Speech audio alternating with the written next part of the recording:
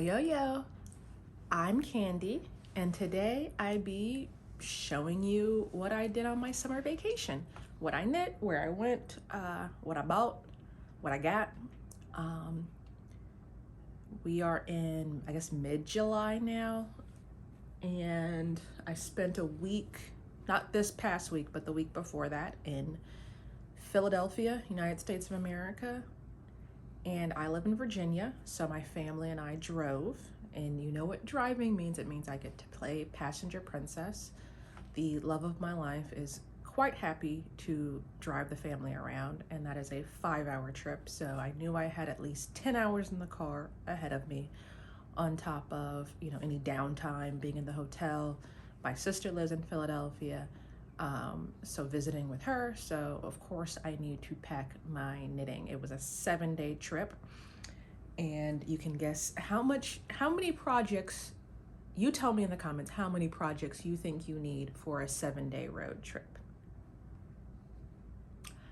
I packed 1, 2. This bag actually has 2 projects in it, so this is 3 and 4. And then 5, no, 3, 4, 5, 5 projects for 7 days. And then I'm gonna actually show you what I actually worked on and what I actually accomplished and how many I probably should have brought with me. So the thing I worked, we'll start with the thing I worked the most on. And that would be this. Has been my main squeeze since I cast this on in May, and I've been basically working on this all summer because it's something that I would like to wear this summer, and that is, and I don't think I'll be able to show you the whole thing, but this is a dress. And so it's kind of got a halter neck up here. And then if we come down here, we have stripes, stripes, stripes. Actually, maybe sideways would be better. Stripes. And where was I at? I think I may have been on the purple and knit this whole stripe while on vacation. And this is what I spent most of my time knitting on because this is all stockinette. And in case you wanted to know what this is, this started out as, I had a whole debate on a previous episode talking about wanting to do like a light summer top, but also maybe knitting the top down into a dress. And I don't think I ever told y'all what my final decision was, but my final decision was this up here is the drawstring top by Purl Soho. I will have links below. And this is a free pattern from the Purl Soho website. And what I did with this pattern is, it starts with this folded cast on, or folded, not a hem, not a collar, this folded piece of fabric. And then you extend out here, you cast on for the back, and then you have a channel, there we go, a channel you create for a drawstring. And it's almost just like a sack, and it calls for positive ease. And I told y'all I was trying to kind of play around. The reason that I've hesitated to knit a lot of summer tops is I'm not 100% sure on how I want the negative ease to work.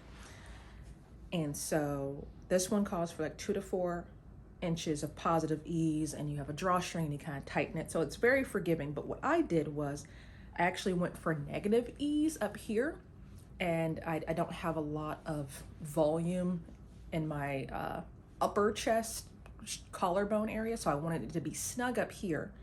And then I knew I wanted to make it into a dress. And I have approximately a 40-inch bust.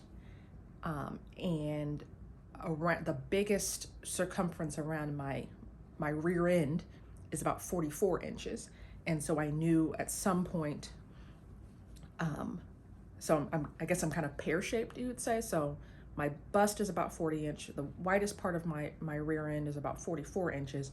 And so I did a gauge swatch, and basically I looked at the pattern and I cast on for like the 38-inch size up here, so it would be nice and snug. And then I looked at the stitch count for the closest thing to the 44-inch, because I needed to go over my hips and my bum. And so when I got to joining in the round, and then I switched to my first stripe, I increased, not exactly to that stitch count, but just as close as I could. And that turned out to be like once every third stitch. And I have notes in my pattern page on Ravelry of how I came up with that math. But basically I was just like, I need to rapidly increase to that full circumference, because I'm not trying to make like a bodycon dress. I want it to be something I can throw on over a swimsuit or toss on when I'm going into the garden, or after like a really hot day, take a shower, put on some aloe vera, and just have something really loose and floaty. I didn't want something that I was going to be sitting down on and be snug. And so that's where that number came from. And this is also a top that all the Purl Soho has it just in one color, and I introduced stripes. And how I did that was my blue color, this like light pale, just light blue color is my main color. And then whenever I introduce a contrast color, I knit one round, and then I do a series of purl ridges, one at the beginning, and then knit stockinette, and then I do another purl ridge, and then I go back to the blue.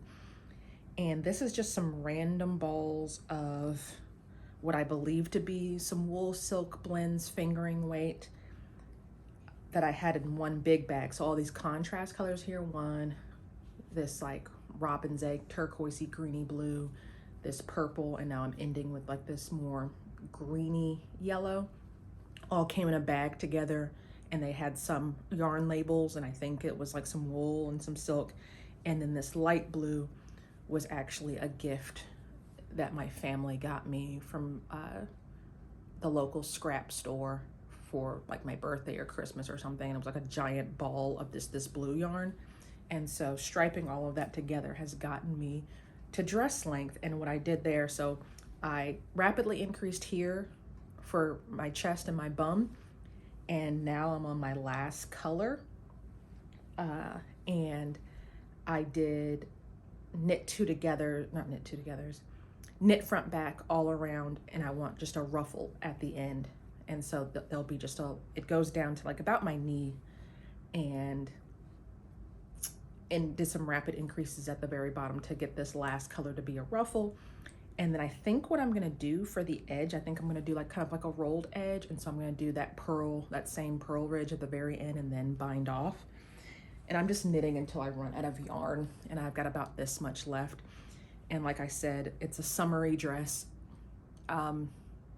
Summer in Virginia can go through October. It can be 80 degrees on Halloween. And so I'm not super pressed. I would rather have it sooner rather than later. And for the fact that it's summertime and we're taking road trips and hanging out, having mostly stockinette in the round has been quite convenient. And so I've been working on this quite a bit. And so this was my main squeeze while I was on vacation, and I cannot wait to wear this. The pattern calls for my least favorite drawstring. When you get to the top here, they want you to cast on a whole, like hundreds of stitches, knit like a row, and then cast off a bunch of stitches. Some people in the pattern page have done I-cord, which would be my second choice. But what I'm gonna do for this is I have some bulky cotton yarn, and I'm going to, this is Echo View Fiber Mill lanyard yarn, and it's relatively thick, 100% cotton yarn, and I'm just gonna tie some knots on the end. And according to the gauge in the pattern, it needs to be about 40 inches long, and so I'll just take off a length of this and thread it through, and I think this will really work well as a drawstring. Next in order of what I worked on is in here.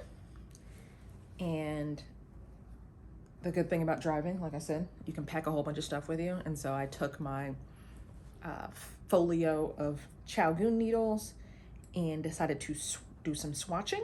And so I finished this at home. I knit maybe like 2/3 of this on my trip, sitting in the hotel room. And this is some of my hand spun, and this is a swatch, and I am in the middle of spinning this. So hopefully the swatch works out, because there's no going back now, because I am darn near finished spinning all the wool. This is like my tour de fleece finish it kind of thing that I'm working on. It's irrelevant though, because this swatch, what I'm gonna do is I have the sweater book by Ann Budd, and so I swatched with a size 7 needle with this, because I just looked at the yarn and that felt appropriate. And then whatever gauge I get, I'm gonna use the Ann Budd sweater book, like the Knitting from the Top Down book, and she has sweater patterns for every gauge. So just based on your gauge, that gives you the count. And what I wanna do with this is make a raglan sweater for my husband. This is BFL blended on my drum carder with some Cheviot and some Navajo churro. And so the softness of the BFL, and then a little bit more toothiness from the Cheviot. And also I had 1/2 pound of BFL, the gray is the BFL, and then I had tons of white Cheviot. And so what you're getting is a lighter gray, and so it just adds a little bit more visual interest. And this is like 3-ply. And so I swatched this, and the only thing I need to do now, I swatched it in the round. You can see my loose bits in the back. I always keep the ball connected, because knowing me, I probably will need this ball of yarn. But I just need to wash it. Well, I need to measure it, then wash it, then block it, and then see what gauge I'm getting, and that will decide. I'm thinking size 7 needles and then size 5 for ribbing, but we'll see. And like I said, it's gonna be a raglan. And all I did was I pull out a length of yarn that looks just about right, cast on a bunch of stitches. And so it's about 5 inches wide, and a little bit, like maybe 6 inches tall.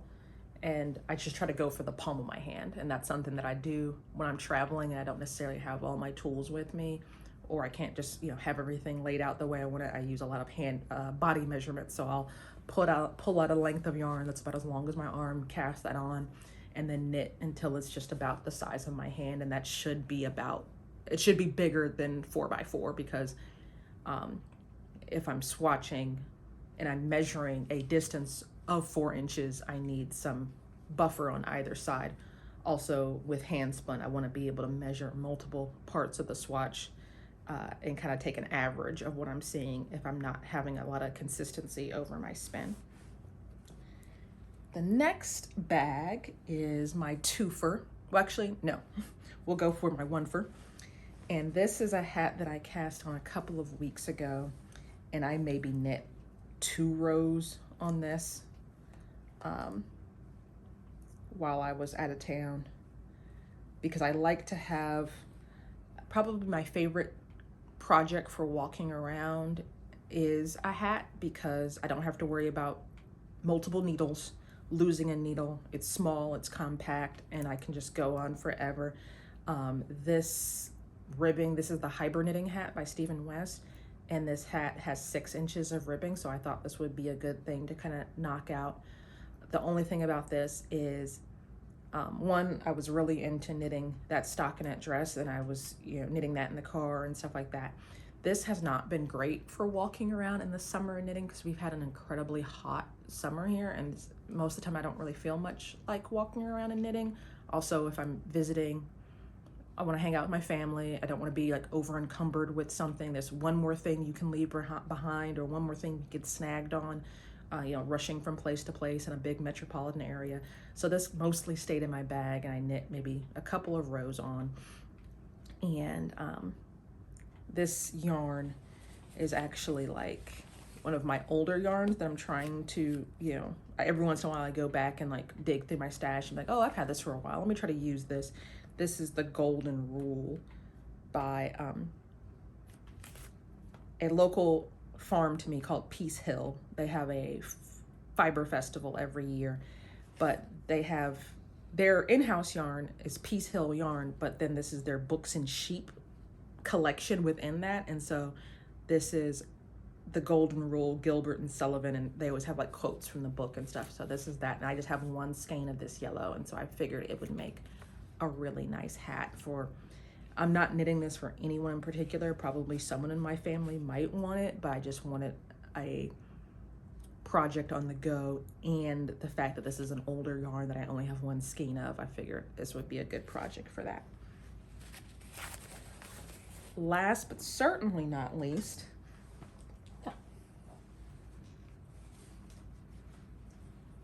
is this bag. I currently don't have any socks. I didn't have any socks that I had been working on, so I was like, I probably should cast on my next pair of socks. And so I packed my size 0 DPNs, which is my favorite, you know, go-to sock knitting. And I actually have 2 balls of yarn. The one ball of yarn I did knit on is this Mondim. And I've been wanting to experiment with non-superwash socks. And so the intention is that these would be for my husband. So I cast on 80 stitches, and you see how far I got. Just one morning in the hotel, cast this on. And I don't know, I'm gonna knit a little bit more, but I'm anticipating that I probably will have to rip this out. I kind of just went for 80 just to see what it was gonna do, and it's feeling a bit bigger, but I'm gonna keep going for now when I have time. Also, I'm just like, maybe I should go a little bit bigger because it is non-superwash, because it, you know, it shrinks over time. Also, this is 100 grams. Do I want to introduce a contrast color? And so this is kind of just literally as far as I got. Also, when I was traveling, it was Nitty Natty Sock Week. You know, the YouTuber Nitty Natty, she does try to knit a pair of socks in a week, and I was like, oh, maybe I'll try that. And no, this is why I don't do knit alongs, because this is what I end up doing. And then the one ball I absolutely didn't touch because I brought my size 0 needles, and I was like, okay, I can either start a pair of socks, or I have this yarn, which is, I don't know, well, I do know, it is a Japanese brand of yarn that I got at, there's a local charity that sells yarn called Knitting from the Heart, and they have a big yarn sale every year, and I got a bunch of balls of this. It's not only a Japanese yarn, but it's a Japanese yarn that has been discontinued, so I don't have a lot of information on, but it is a fingering weight. And so my thought was with these is my first thought was I wanted to make knee highs, because I think this pattern, or, you know, it got like blues and oranges and browns, which is very 70s. And the fact that this is like a vintage discontinued yarn, which I think it is from the 70s or 80s, I thought knee highs, just that era, that's what I think of. But also I don't know if it is a proper sock yarn, like if it's gonna wear well. Also, it has like a tinge of sparkle in it, and I don't know if I want that on my feet. And so my other thought with this was not to do knee highs per se with like the full sock, but to do like leg warmers that, like, I guess boot socks, where it looks like I'm wearing full knee highs, but it just stops at my ankles, and then wear more traditional socks made out of better sock material. And so I was looking at some patterns by Purl Soho, and the leg warmers that I found on Purl Soho actually called for a size 0 with fingering weight yarn. So this was my thought with this. Did not get a chance to cast on. My thought was, oh wow, if I do like full-on knee highs, then that's just like there's a little bit of shaping for the calf, but besides that, it's a long ribbed tube, and so I figured this would be a good like just long-term project to have cast on, but did not get around to that. But that is my plan with this yarn. And then I have a whole basket over here, so this is going to go back in the basket because I haven't gotten to that project yet. So that's everything I packed. Mostly knit in the car. I got like I said, it's a 5-hour drive, so really quality time knitting in the car. A little bit in the hotel. We spent every day we'd stayed in like downtown Philadelphia, so it was like the majority of our transportation was walking, and so all day walking in the summer.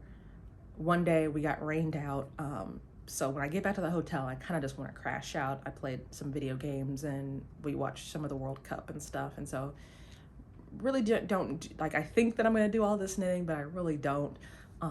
But made a lot of good progress on that dress. The other thing I wanted to do in Philadelphia, which is the thing I want to do every place I go to, is check out the yarn stores. And the one yarn store I knew that I wanted to go to was Kelbourne Woolens, because it is it is a well-known brand of yarn that is made in Philadelphia.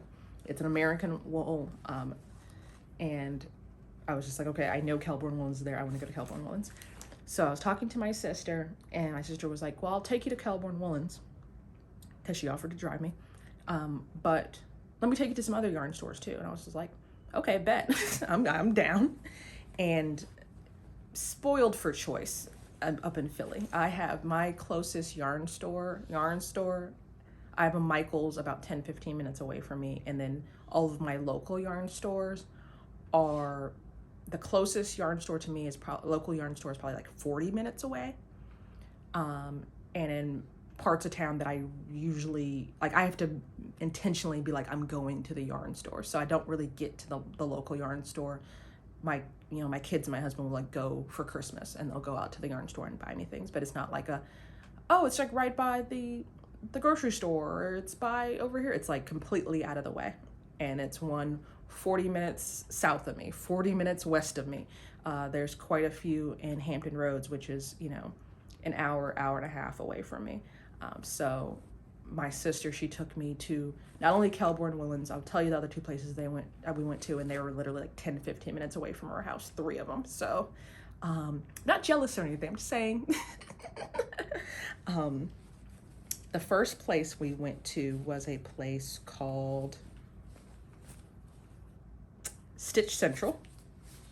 And I just wanted, my sister was actually asking me because she learned a little bit of knitting. She actually bought a Woobles kit while we were out, and she knows a little bit of crochet. She's pretty crafty, and so she sews, and so she was actually grabbing like a lot of flyers and learning about the stores, because she's like, oh, I want to go back. I want to figure, they have like classes and stuff that she can take. But she was like, well, what are you looking for when you look for yarn? I'm like, well, me personally, I'm just looking for souvenirs. I just want something to remember my trip. I like to be able to physically go into the store and touch the yarn and see, because sometimes, you're on the internet and people are raving about a certain yarn and you're like, well, I've never heard of that yarn, and you want to order it online and you're like, it might be overrated, it might not be your jam. Kelbourne Woolens is one of those yarns that I know of, but it was nice to go through the store and see every single base that they have and what they have to offer. So first stop was Stitch Central. That one was more like a craft store. So they had a section of yarn, which was, a nice section. It was a nice big store, but they also had sewing, quilting, needlepoint.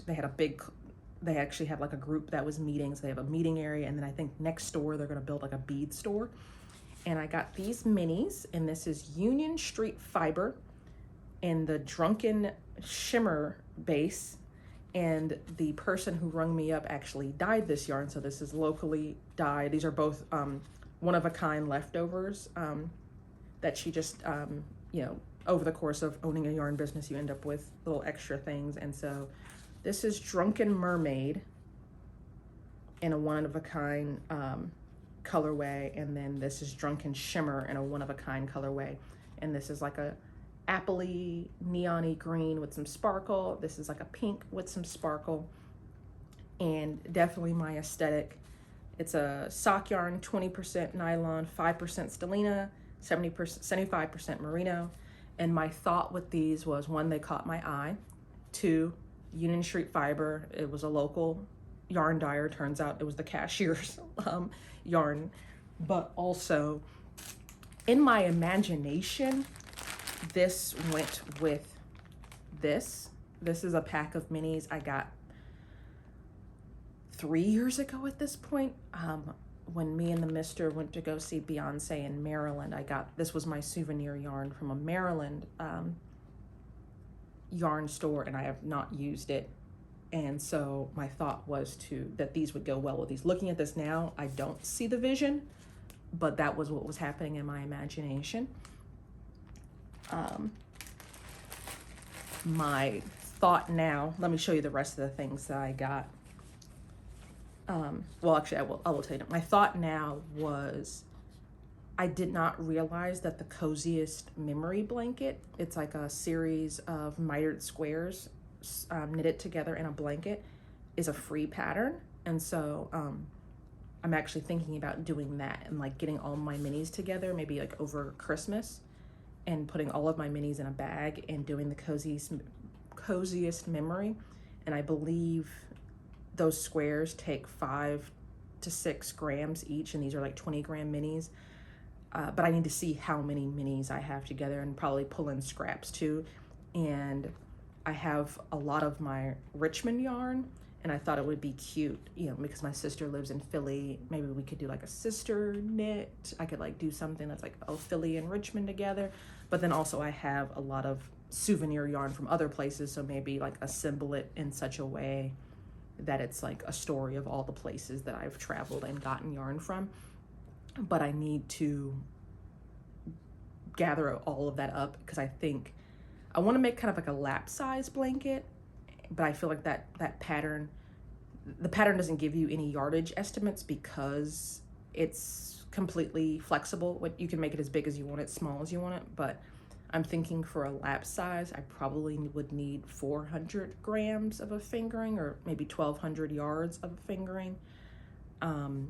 So I just have to pull together all my minis and weigh them.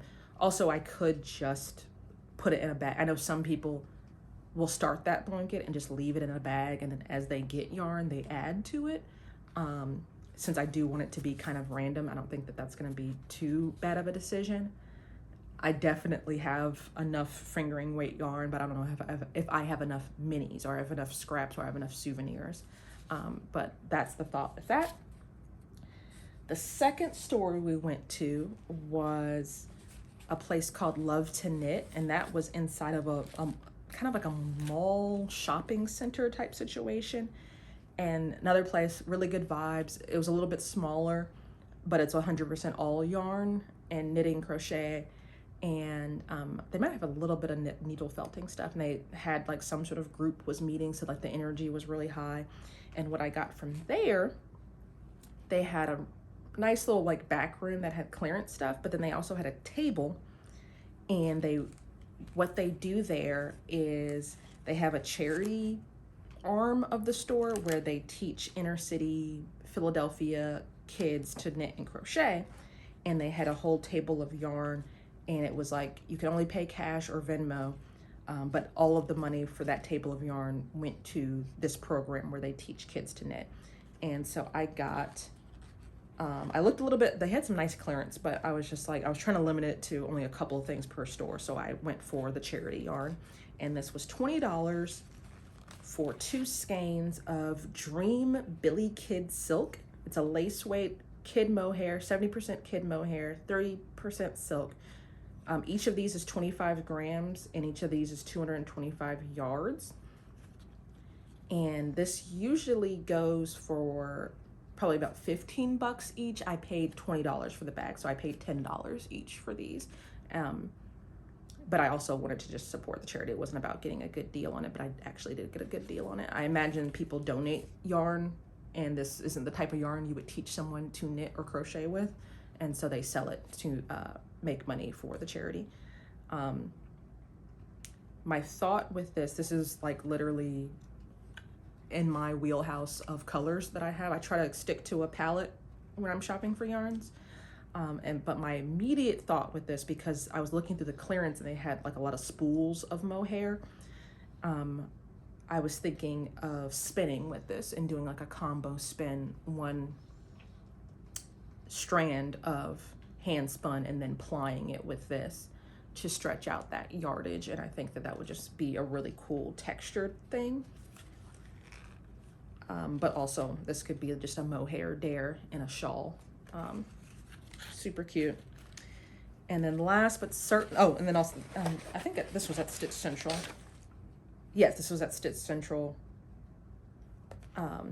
When I bought the yarn, they have like a little QR code and all their information about what they do there, but then they have like a crochet and a knit pattern that they give you on the back of their little postcard.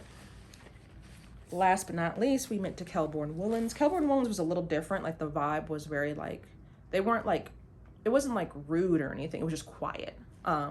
And they didn't have like people meeting in there and stuff, because I think it's just a storefront for their yarn manufacturing. And I imagine people would go other places or order online to get Kelbourne Woolens.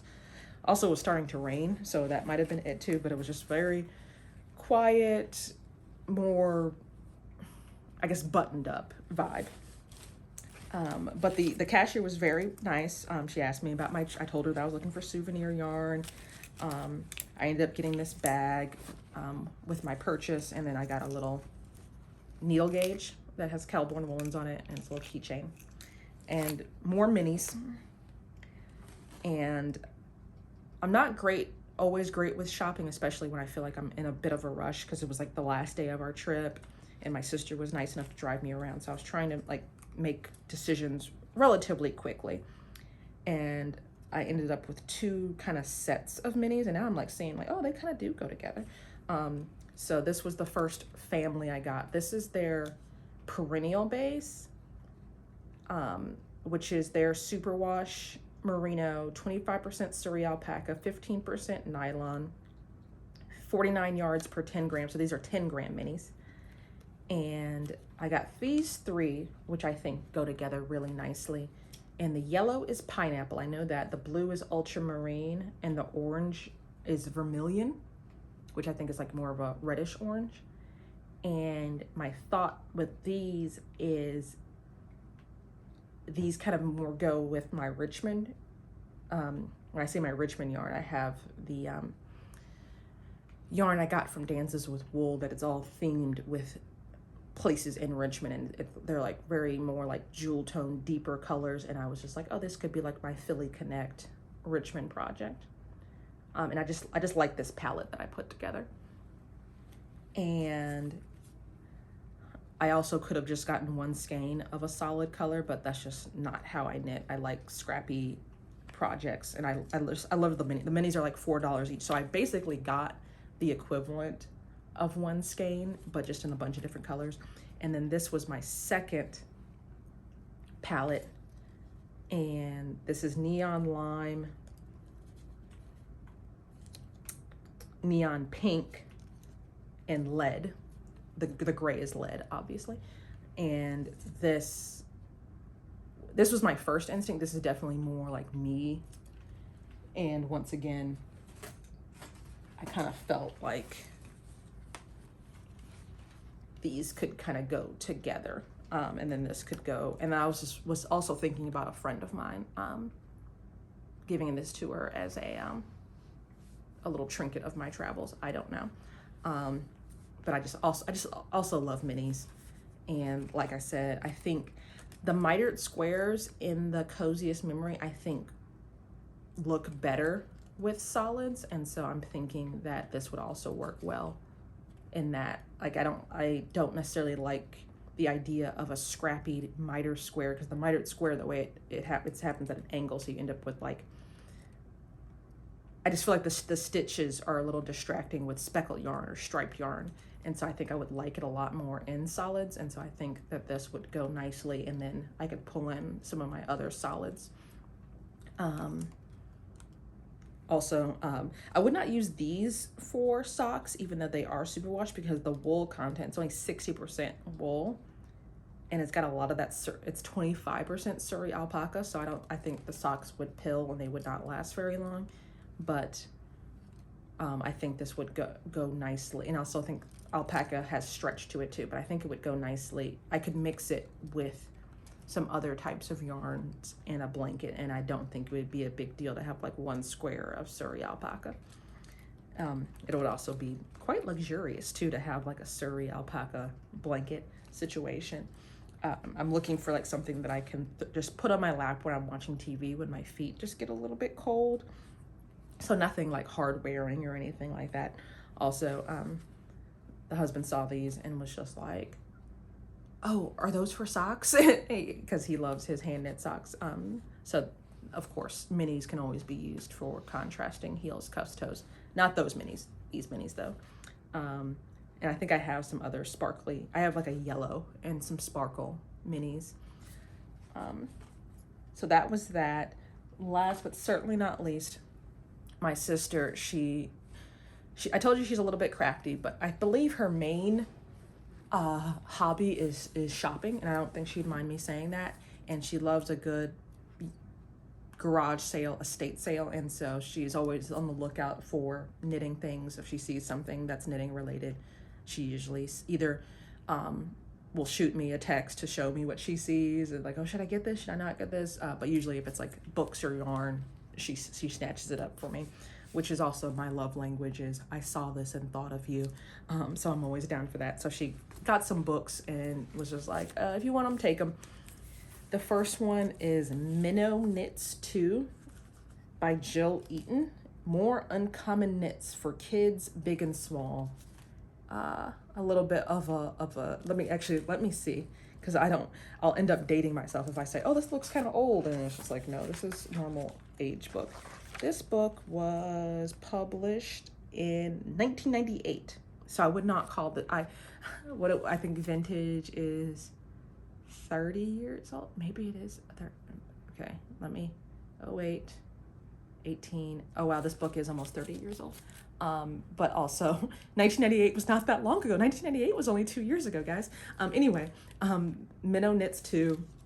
It's very, looking at it, I'm like, yes, this is very 90s, like color blocking and primary colors. Like now kids people dress their kids a little bit more sophisticated, but the 90s were definitely Oshkosh bagosh granimals situations. I do have 2 children.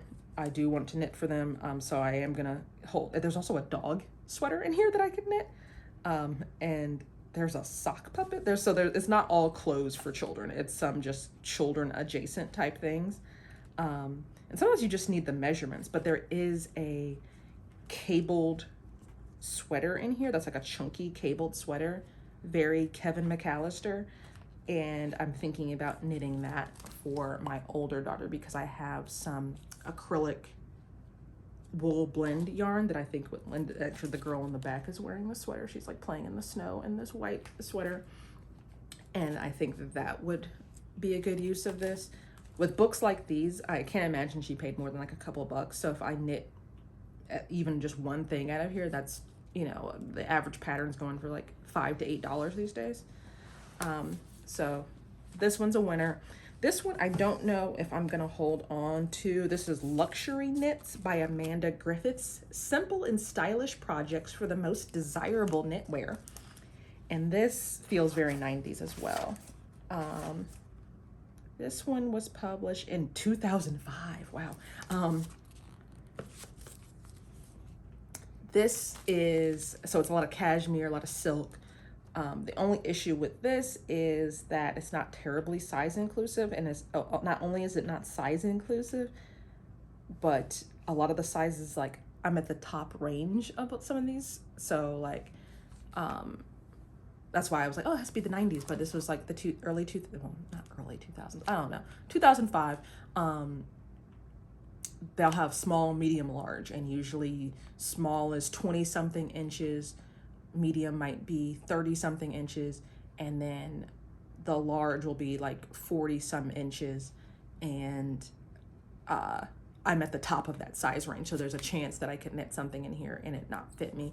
There is like a pillow in here that you can make. There's a baby sweater in here. Also, I've had the thought of, because looking at smalls and extra smalls, there's not a huge difference between that and some of the larger kid sizes. So maybe I'll look at some of the smaller things for things that I can knit for my kids, and they'll just be, maybe they'll be a little bit baggy, or maybe the arm is a little bit deeper, but as far as like width and length goes, there shouldn't be like a terrible big difference. And there might be maybe a shawl in here or something like that. And sometimes there's like good information. Sometimes there's a technique that's explained slightly differently. But I probably won't hold on to this one for very long. And then the most interesting book is, this is called Wild Yarn, Creating Handspun Yarn from Ethical Fibers by Imogen Brightmoon. And Imogen is Romani and British. And she is I did just some quick Googling, and she's like a visual artist. And so she does, obviously she spins yarn, but she does weaving with the yarn. And also she does photography, and still working artist. And this is all about this yarn that she spins, and it's all like just really natural colors, naturally occurring fibers. She knits them fairly like kind of bulky and free form, a lot of like drop spindling and stuff. And so I'm kind of just interested in not only the fact that I don't believe I've come across a fiber artist of Romani heritage and how that informs her craft and her art, but also the fact that she's spinning what she calls wild yarn, this yarn that is not super uniform, rustic, and then putting them into weavings and, you know, using felting. And she puts there's like lots of pictures like this of like sticks and shells and the natural world. And so I think this is going to be just a good read, even if our techniques are different or our approaches are different. I just like reading about not only people's heritage, but also their approach to their art. And so yeah, here's her drop spindle with just like this really kind of lumpy, bumpy, rustic yarn. I'm assuming if she's talking about ethical fibers, you know, is she like going into the moors and getting freshly rued wool? I don't know yet. Is she growing cotton? I don't know what her definition of that is. So I just would be interested into diving into this. So I will be reading this whenever I get a free chance. And trust me, when I do finally get around to reading it, I will share that with you. I'll, you know, because she's an artist, a lot of really great photography. And so this was a really good find. And also, you know, I really honestly thought I had read every spinning book. You know, you see like, you know, the Fleece and Fiber Source book, or you see, you know, Jillian Marino or this or that, but I have not heard of her, not come across this book yet. So this is going to be a pretty exciting read for me. That's that. How's your summer going so far? How's your Tour de Fleece gone so far? Really heavy into knitting on vacation, but now that I'm back, I'm basically treating Tour de Fleece. I did watch a little bit of the Tour de France while I was in the hotel room, so I'm like, oh, okay. 'Cause it's kind of weird because I'm like, I'm not on a team, and I don't really watch cycling, but I guess because I spin, I'm kind of sucked into this every year.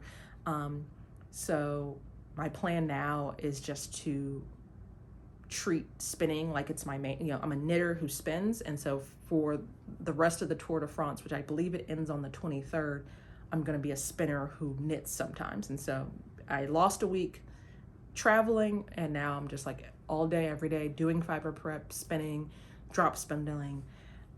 But tell me what you're up to. Are you traveling? Are you staycationing? Are you staying safe and taking care of yourself? Because we got some, you know, wildfires happening out there. We got some extreme heat. So I hope you're all really doing well. Let me know, how many projects do you pack for 7 days in a car away from home? You can comment below. You can send me an email. I'm candibknittin@gmail.com. You can shoot me a DM. I am candibknittin on Instagram, on Ravelry. Like this video, share this video, hit the bell. watch my backlog of videos. We are approaching 100 videos very soon. So if you have just come to join me, go check me out from the beginning. I think my plan for the 100th video is I would love to do like a question and answer. So if there's any like burning questions that you have, start to drop those below in the comments, and I will, I believe this should be episode 96, 97. So over the next couple of episodes, it might take me maybe a month to get to episode 100. I don't know, but I'll try to start to keep track of those questions. Until the next time, peace.